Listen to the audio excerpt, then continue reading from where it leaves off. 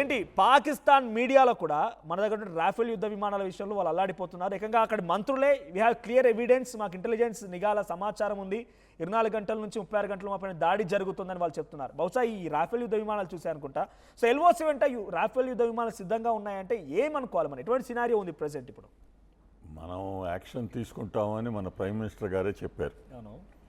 ఏంటి మీకు ఎక్కడ పోయినా ఎండ్స్ ఆఫ్ ద ఎర్త్ దాకా వెళ్ళి we will destroy all sources of terrorism అని. టెర్రరిజం సపోర్ట్ ఎక్కడ?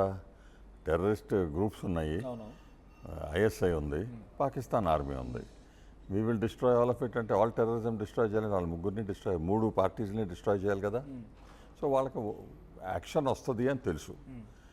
ఏ యాక్షన్ వస్తుంది, ఎప్పుడు వస్తుంది అని మనమేం చెప్పం కదండి. That is decision of the army, military. Prime minister మిలిటరీకి ఫ్రీ హ్యాండ్ ఇచ్చారు. మీరు డిసైడ్ చేయండి, మేము మీకు గ్రీన్ లైట్ ఇస్తున్నాము, మీరు ఏం యాక్షన్ తీసుకుంటారో, ఎట్లా చేస్తారో, ఎప్పుడు చేస్తారో మీరు డిసైడ్ చేసేయండి. మన ఎండ్ స్టేట్ ఏంటి? They should be no source of terrorism in Pakistan, that matter is closed అని వాళ్ళకి ఇచ్చారు. పాకిస్తాన్ వాళ్ళు చూసుకుంటున్నారు. Pakistan is a permanent UN security కౌన్సిల్లో నాన్ పర్మనెంట్ మెంబర్ ప్రస్తుతంలో. అందుకని అక్కడ యుఎన్ దగ్గరకు పోయేసి సెక్రటరీ జనరల్తో లెటర్ అడిగి సెక్రటరీ జనరల్ ఏమని రాస్తాడు? కీప్ రిస్ట్రైంట్ అంటాడు. మీరు యాక్షన్ తీసుకోవద్దు, కొంచెం కంట్రోల్ చేసుకోండి. Question, what is actually the meaning of free hand? Free hand ఇవ్వడం అంటే ఏంటి? డైరెక్ట్గా పాకిస్తాన్ వైపుగా వెళ్ళిపోయి దాడులు చేయండి అని చెప్పి చెప్పడమే అనుకోవాలి. ఓకే, అంటే కంప్లీట్గా ఆర్మీకి free hand, end to end. మీరు అంటున్నట్టుగా ఎర్త్ ఎక్కడ వరకు ఉంటే అక్కడ వరకు వెళ్ళి దాడి చేసి టెర్రరిజం అంతం చేయమని చెప్పేసి మీకు డెస్టినేషన్ ఇచ్చారండి. Okay, we want this done. Okay. We want Pakistan not to be a terror state anymore. Okay. How you do it and what అని ఇప్పుడు పొలిటీషియన్స్ వచ్చి ఆర్మీకి ఫైటింగ్ చెప్పరు కదండి. Army people know how to fight air force, navy, army. So వాళ్ళకి అప్పచెప్పేశారు, మీరు decide చేసుకోండి ఎట్లా చేయాలి ఏంటి అని. నాకు నిర్ణయం ఇది కావాలి. సో అది free hand. So can you brief please, what is the destination? అంటే టెర్రరిజాన్ని అంతం చేయడం డెస్టినేషన్గా భావించాలా, పాకిస్తాన్ లేకుండా చేయడం డెస్టినేషన్గా భావించాలా? దట్ ఈస్ అ గెస్ అండి. Okay, basically speaking Pakistan condition మీరు చూశారు కదా. Karachi port blocked. అక్కడ యూనియన్, సివిల్ ట్రాన్స్పోర్ట్ అదంతా బ్లాక్ అయిపోయింది. వాళ్ళకి అక్కడ నుంచి ఏమి రావట్లేదు. They don't have petrol for more than last time I thought about 7 days.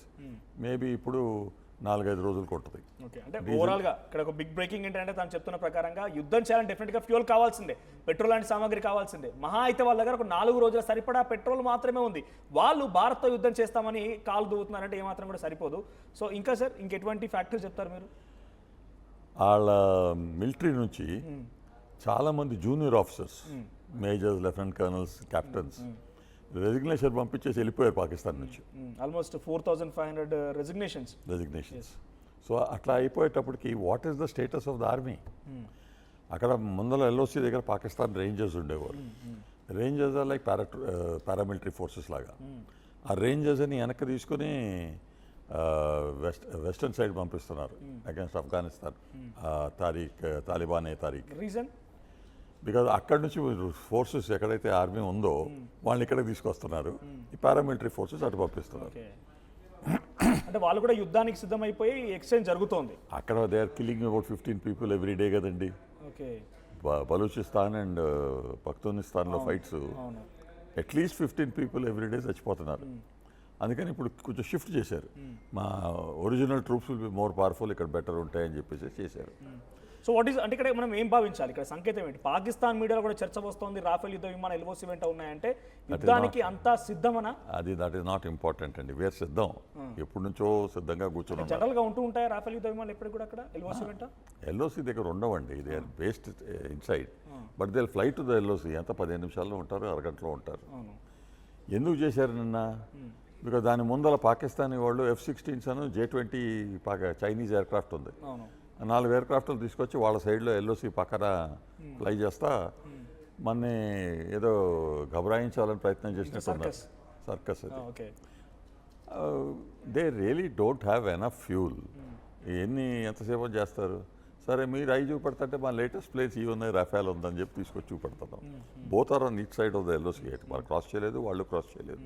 Cross చేసినట్టయితే కూడా బ్లో దెమ్ అవుట్. అలాగే అటువైపు నుంచి దాడు జరుగుతోంది, దాన్ని తిప్పికొట్టే ప్రయత్నం జరుగుతుంది అంటున్నారు కదా, ఎక్కడెక్కడ దాడులు జరుగుతున్నాయి, ఎటువంటి మేజర్ ఇష్యూస్ ఇప్పుడు మనం ప్రస్తుతం అయితేనండి లైన్ ఆఫ్ కంట్రోల్ ఉంది కదా, ఓకే అది సిమ్లా అగ్రిమెంట్ ప్రకారంగా లైన్ ఆఫ్ కంట్రోల్. ఓకే ఆ సిమ్లా అగ్రిమెంట్ వాళ్ళే రద్దు చేసుకున్నారు. రద్దు చేస్తే ఇప్పుడు ఆ లైన్ ఆఫ్ కంట్రోల్కి ఏమి శాంక్టిటీ లేదు, ఓకే అది రద్దు అయినట్టే. ఓకే సో మనం ఏం చేస్తున్నాం, ఎవరైనా line of control opposite Pakistani వాళ్ళు మన బంకర్ మీద ఫైర్ చేస్తారనుకోండి, మన పోస్ట్స్ ఉన్నాయి కదా, ఇటువైపు మనవి ఉన్నాయి, అటువైపు వాళ్ళవి ఉన్నాయి, వాళ్ళు ఫైర్ చేస్తే ఆ పోస్టులు ఎగరగొడుతున్నాం. ఎగరగొట్టేసేసి వీళ్ళు డిసైడ్ వెదర్ టు అక్కడ పోయేసేసి మనం ఆ పోస్టును ఆక్యుపై చేద్దామా, దానికన్నా ముందర వెళ్దామా, ఆ చిన్న చిన్న డెసిషన్స్ జరుగుతూ ఉన్నాయి. అంటే అక్కడ ఆ వాళ్ళ దగ్గర అవుట్ పోస్ట్ ఆక్యుపై చేయడం స్టార్ట్ అయిపోయింది. ఓకే, పాకిస్తాన్ అవుట్ పోస్ట్ అని ఇండియా ఆక్యుపై చేస్తోంది అప్పటికి.